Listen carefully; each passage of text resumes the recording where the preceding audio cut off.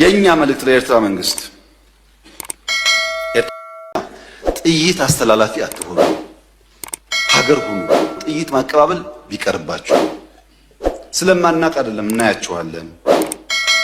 ህገወጥ የሰዎች ዝውውር ቢቀር፣ ህገወጥ ንግድ ቢቀር፣ ፎርጅድ ብር ቢቀር፣ አሜሪካ አስቀምጣቸው የምትሰሯቸው ብላክ ማርኬት ማሳደግ ቢቀር፣ እንደ ጎረቤት ብንተሳሰብ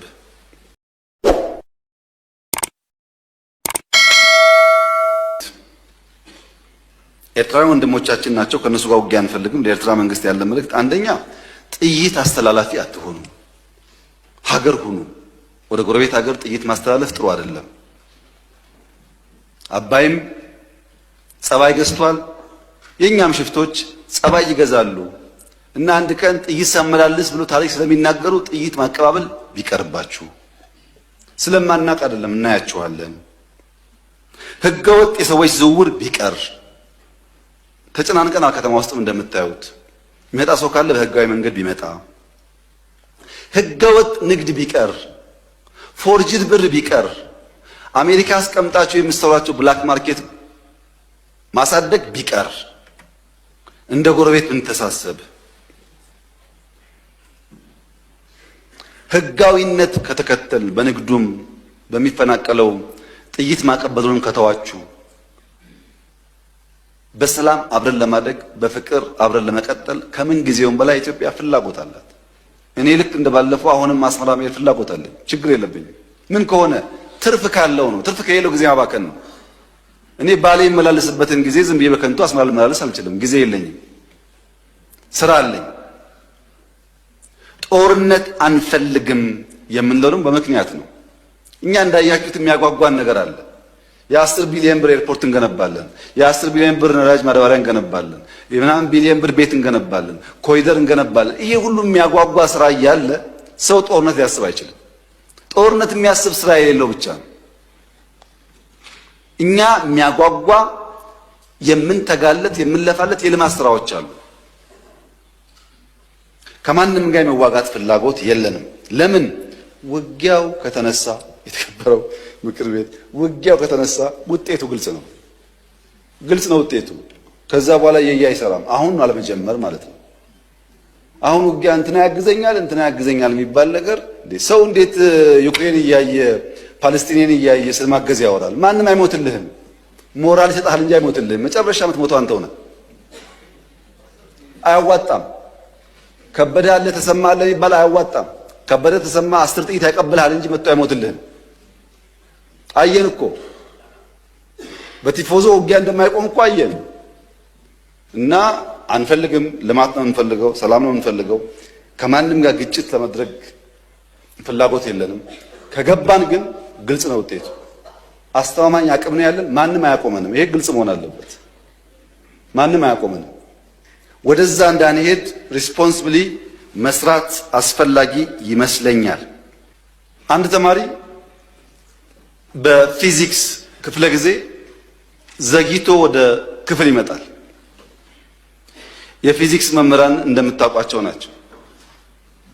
የእነሱን ክፍለ ጊዜ ማርፈድ ነውር ብቻ ሳይሆን ወንጀል አድርጎ ያስባሉ።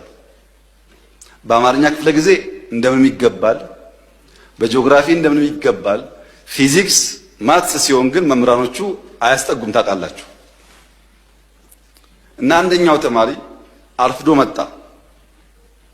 ለምን አርፍደ መጣ ሳይለው መምህሩ እንዴት በእኔ ክፍለ ጊዜ ተረፍዳለህ ብሎ በረንዳ ላይ ከክላሱ በር ላይ ተንበርከክ ይለዋል። ተማሪ ተንበርክኮ ፔሪዮዱ ያልቅና ደውል ሲደወል መምህሩ ሲወጣ ተማሪው ዘሎ ይገባል ወደ ክፍሉ። ሲገባ ብላክቦርድ ላይ 2 ጥያቄዎች ያያል። ሆምወርክ መስሎት እንዳያመልጠው ቶሎ ይጽፋል። ጊዜ አልነበረውም። የሚቀጥለው አስተማሪ ገብቶ እንዳያጠፋበት በፍጥነት ጥያቄውን ጽፎ ሲጨርስ ሁለተኛው መምህር ገባ እና ቀጠለ ትምህርቱ። ቀኑ ዓርብ ዕለት ነበረ። ታውቃላችሁ እንኳን ሙሉ ፔሪየድ 10 ደቂቃ 20 ደቂቃ ስታረፍዱ በጣም ብዙ የቀረባችሁ ስለሚመስላችሁ ጭንቀት አለው። እና ልጁ ቤት ሲገባ ሆምወርክ ነው ብሎ ለይቱ ሙሉ ሲቆፍር አደረ። አልቻለም። ቅዳሜ ሙሉ ቀን ቆፈረ። አልቻለም። ቅዳሜ ያደረበት አልቻለም። እሁድ ዋለበት አልቻለም። እሁድ አጋማሽ ሌሊት ላይ አንዷን ጥያቄ መለሳት። አንዷን መልሶ አንዱ ከበደው። አስቡት፣ አርብ፣ ቅዳሜ፣ እሁድ ሁለት ጥያቄ ለመመለስ ሲፈጋ ቆይቶ እሁድ ሌሊት አጋማሽ ላይ አንዷን መልሶ አንዷ ቀረችውና ሰኞ ጠዋት ትምህርት ቤት ሄዶ የፊዚክስ መምህር ገብቶ አዲስ ቻፕተር መጻፍ ጀመረ። ተማሪው እንደ መምህር የባለፈው አሳይመንት ሳሉ የባለፈው ሳምንት ሆምወርክ ሳሉ ያማል እንደ ባለፈው ሆምወርክ አልሰጠውም ይላል መምህሩ። እንደ ሁለት ጥያቄ ጽፈው አርፍጄ ገብቼ ጽፌያለሁ እኮ ይላል። እና መምህሩ ምን አለ? እነዚህ ሁለት ጥያቄዎች እኮ በዓለም ላይ ያሉ የፊዚክስ አዋቂዎች ሞክረው አቅቷቸው ያልተመለሱ ጉዳዮች ናቸውና እዚህ ያለውም ተማሪ ጊዜ እንዳታባክኑ እንኳን እናንተ ሳይንቲስቶች አልመለሱትም እየጻፍኩላቸው እንጂ ስሩ እኮ አላልኳቸውም ማለት። አሃ እንደዚያማ ከሆነ አንዱ መልሼዋለሁ። መምህሩ ሲያይ ሰው ሲያሳዩ ለካ ትክክል አንደኛውን ፈቶታል። ዓለም አልቻለው የተባለው ለምን ስላልሰማ አትችልምና አትስራው ብሎ መምህር ሲጽፍ ቢሰማ ኖሮ እሱም አጣጥፎ ይቀመጥ ነበር። እሱ አልሰማም፣ አትችልም ማለት ነው።